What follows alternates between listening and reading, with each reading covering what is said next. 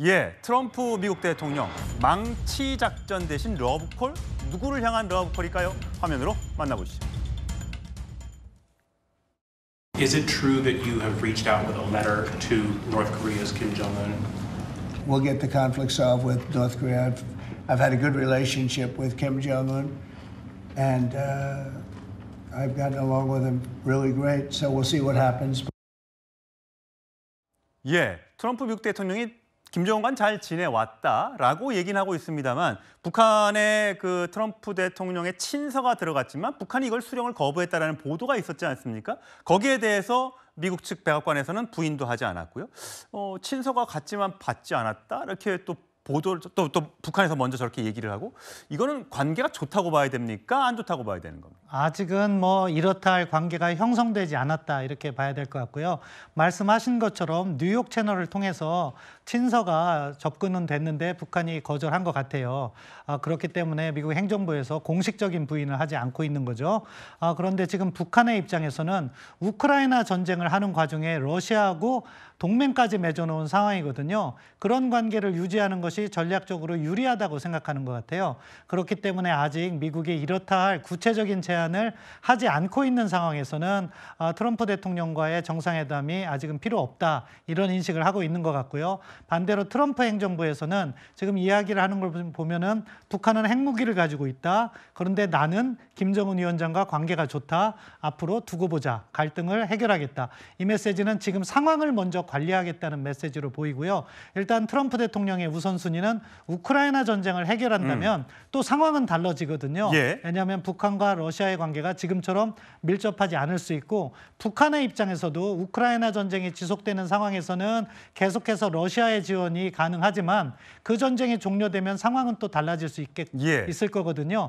그런 시점을 대비해서 트럼프 대통령이 포석을 깔아놓고 있다 그렇게 생각을 합니다. 트럼프 1기 행정부 시대에 이렇게 김정은 국무위원장과 3차례 만났잖아요. 싱가포르에서도 만났고 베트남에서도 만났고 판문점에서도 만났고 저 때만 해도 분위기가 좋았습니다만 하노이 노딜 이후로 사실 양국 간의 관계가 좀 깨졌다. 이렇게 보는 관측이 많았었는데 앞으로 다시 이제 가까워질지 여부는 조금 더 지켜봐야겠습니다. 우리 정부가 여러 가지 북한에 대한 유화 제스처를 보내고 있기 때문에 그것이 남북 간에 또 북미 간에 어떤 그 결과물로 나타날지요. 그런데 지금 보면 북한 김정은에 대해서는 이렇게 인정하는 분위기인데 이제 딸 김주애가 지금 계속 등장하고 있지 않습니까? 후계자로 공식 후계자로 지명했다는 소식은 북한에서 나오지 않았습니다만 계속해서 이렇게 김정은 위원장 옆에 김주애, 그 뒤에 부인, 그 뒤에 동생 이렇게 나가는 거로 봐서는 순서가 이제 이렇게 고착화되는 것 듯한 분위기예요. 이것도 이제 미국 입장에서는 이런 어떤 그 후계 구도를 인정을 하게 되는 겁니까? 어떻게 되는 겁니까? 그거는 미국과 북한 간에 대화를 하고 북한 체제에 대한 미국 행정부의 입장이 정해지면 자연스럽게 나올 거고요.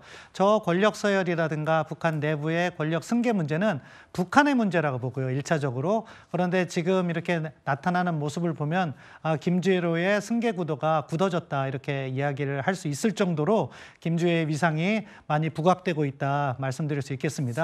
뭐 북조선이라고 예전에는 얘기했는데 조선시대라고 따지면 이게 결국은 세자, 그러니까 부인 중전마마보다 세자가 더 이렇게 그 높은 평가를 받고 뭐 그런 겁니까? 예, 뭐 그렇게 볼 수 있겠죠. 그리고 특히 김정은 위원장의 건강에 좋지 않거나 했을 경우에는 바로 후계자를 갖다가 지명을 해야 되기 때문에 북한의 지도자는 살아서 후계자를 지명한다는 그런 원칙이 있다고 해요. 그렇기 때문에 사실 김주애가 나이를 고려하면 조금 일찍 부각된 것은 사실인데 김정은 위원장이 건강이 아주 좋지 않은 상황이 종종 있었기 때문에 그걸 대비해서 김주애를 부각시켰고 이것은 뭐냐? 북한 체제가 안정화된다는 메시지를 북한 주민들에게도 또 이렇게 전달하고 있는 거라고 봅니다. 그렇기 때문에 저러한 확고한 서열이 지금 북한의 정치 상황을 그대로 잘 보여주고 있다. 그렇게 평가할 수 있겠습니다. 아직까지 아들이 있는지 그 아들이 이 후계 구도 과정에 앞으로 어떻게 영향을 미칠지 이거는 아직 국정원도 파악을 제대로 못한 건가요? 뭐 저희가 정부 차원에서 공식적으로 파악한 바는 없는 거로 알고 있고요.